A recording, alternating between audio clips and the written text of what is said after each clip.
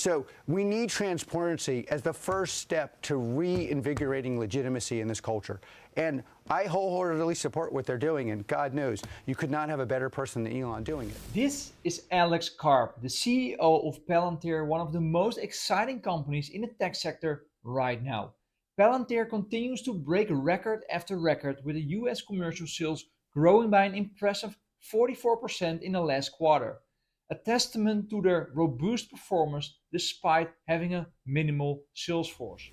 One major tool for Musk and Ramaswamy's government efficiency agency could be artificial intelligence, and Palantir is already in the game. Anthropic and Palantir announced last month that they're partnering with Amazon Web Services to make Anthropic's Claude models available to U.S. intelligence and defense agencies. The agencies aim to use the large language model to process vast amounts of complex data rapidly and streamline clerical tasks for the government agencies.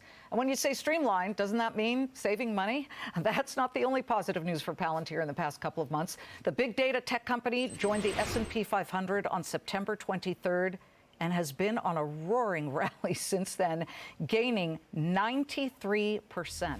But first, if you enjoy videos like this and want to discover smarter and faster ways to build your wealth, even if you are not there yet, be sure to subscribe to my channel and stay up to date. Alex Karp, I got to ask you about the stock. It has been such a wild ride.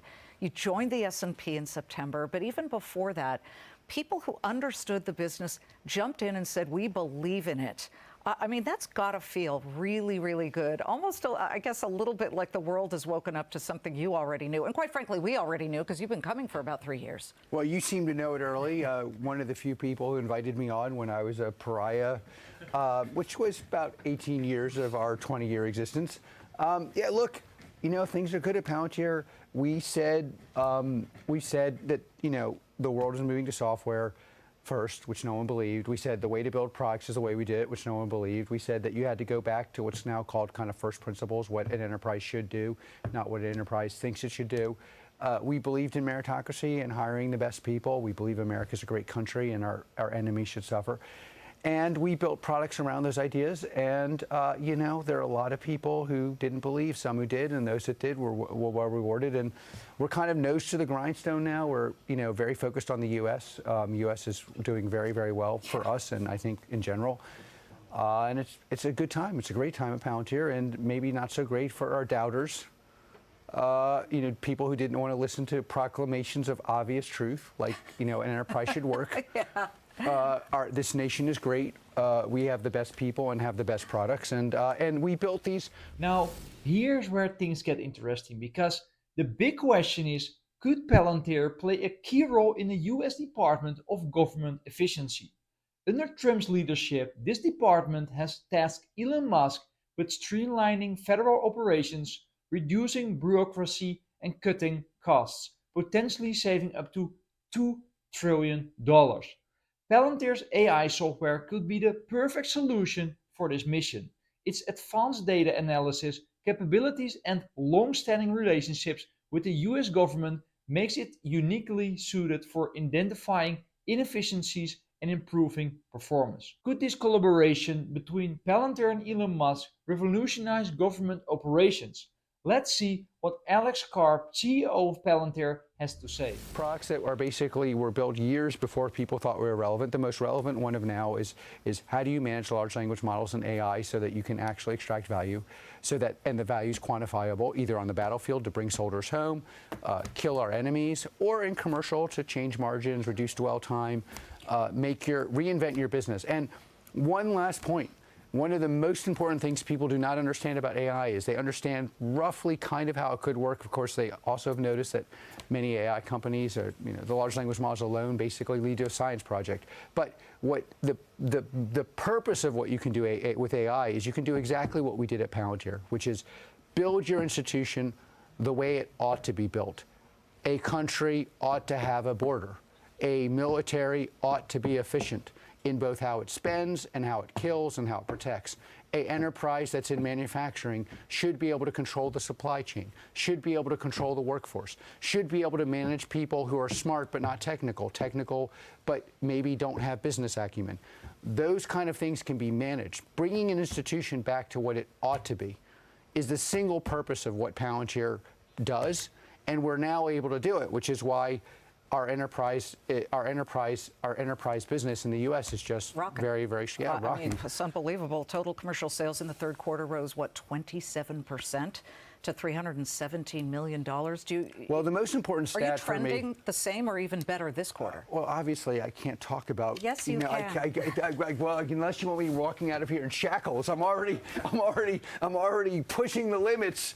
But yeah, no, I mean, look, our U.S. business grew 44% last quarter, 44%, with a latent, basic, non-existent sales force, with me as a front man offending half of America, or actually the other half loves us. I mean, the people that believe in truth and justice and meritocracy and having a border, but sticking to our guns.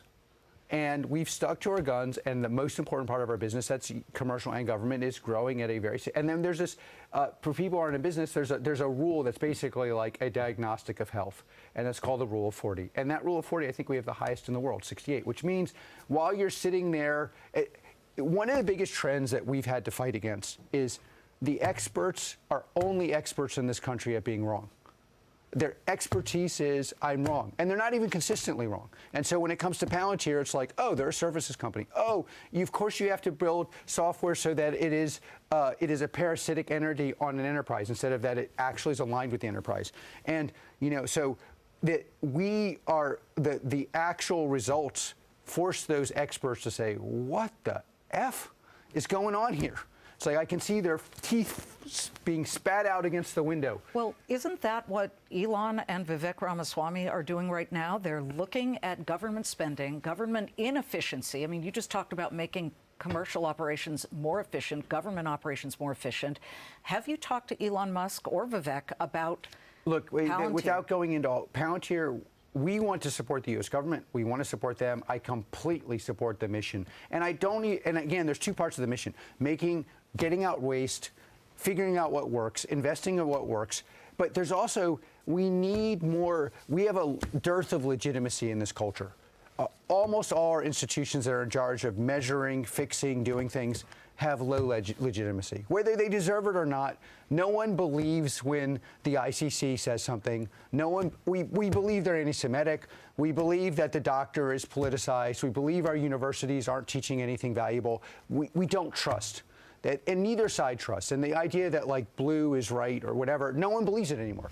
And this is where it gets really interesting. For those who don't know, there is also a key connection here where Palantir's co-founder Peter Thiel and Elon Musk share a history as co-founders and collaborators in the early days of PayPal. This shared history could be the way for a natural partnership in advancing government efficiency. While there is no active collaboration between their companies at this time, Karp has expressed admiration for Musk's efforts to improve government efficiency. So we need transparency as the first step to reinvigorating legitimacy in this culture. And I wholeheartedly support what they're doing, and God knows, you could not have a better person than Elon doing it. What if they come to you and they say, all those programs that you're doing for the Defense Department, we're cutting back the Defense Department? Okay. Well, you said all those things you do. That, I have enormous faith in both of them to figure out what's working. And Palantir exists to serve this nation. And I mean, we need to know what's working and what's not. And I think that's great for the nation and probably pretty good for Palantir too. Software, especially software that's productized, is enormously efficient. The underlying economics of software is both sides get more. I build a product no one else can build. I sell it to you at a fraction of the cost of building it. I'm happy because I can sell that product everywhere. You're happy because you could never build that. And honestly, if you had $1 billion, you couldn't build it, but you might think you're going to get $1 billion and build it, and of course that doesn't work. Efficiency will not only make everything cheaper. Transparency will not only be cheaper, it will be, the output will be better. And again, the primary basis of the U.S. economy right now is tech. The primary lesson of tech is you get the right people and you spend less. And you get massive output. And so like all these things that are likely to happen by looking at transparency, they're going to lead to increases in transparency. And by the way, increases in lethality. The AI piece of all of this has enhanced so much. Certainly the work that you have helped the Ukrainians do and the Israelis do on the battlefield. But in the past, you guys have been very clear. It's on your website that you say, we believe in augmenting human intelligence, not replacing it. But considering how far AI has come in just a short time, do you think that it deserves a little more latitude beyond the Well, there's a humans? lot of super interesting questions, like, for example, on the battlefield now, peer-to-peer adversaries, if you're defending against their missiles, you're going to not have time to go back to the human. But there's ways in which you can use software to code ethics into the program so that you get the data feed comes in from large language models and other AI systems. The large language models are not precise enough, and the other systems may be precise, but they're not ethical. And you can have the decision feed into the software, and the ethics, human ethics, can be encoded. But yeah, we're entering a completely different world. And part of the reason we're entering a completely different world is we have pretty lethal and very competent adversaries. Is it too early to ask if you guys have considered AI-driven peacekeeping or conflict resolution software? The primary way to create peace in this world is to scare our adversaries when they wake up, when they go to bed, while they're seeing their mistress. Whatever they're doing, they're scared. If you want to have peace in the world, that's how you do it. And that is our peace-giving offering this Christmas season to our adversaries. We are going to help this government be more transparent, work with Partnership in America, and our goal is everyone who does not like America, does not like what we stand for, does not like the West, thinks we're useful idiots, is going to be scared and uncomfortable more tomorrow than today. Well, that is a nice big bow around a Christmas gift. That is our Christmas present. Happy Merry Seasons, whatever you celebrate. Please, and to all supporters of Palantir, Merry Christmas and a Happy New Year's. And to all people who've hated on us, enjoy your coal. Oh, God. Alex, never a dull moment with you. Thank you very much. So, do you think Palantir CEO Alex Karp and Elon Musk could be the perfect team to revolutionize government efficiency under Trump? Share your thoughts in the comments below and don't miss out on the next video where I break down why Palantir's performance has skyrocketed in recent months. And be sure to subscribe to our channel and grow your wealth smarter and faster. See you in the next video.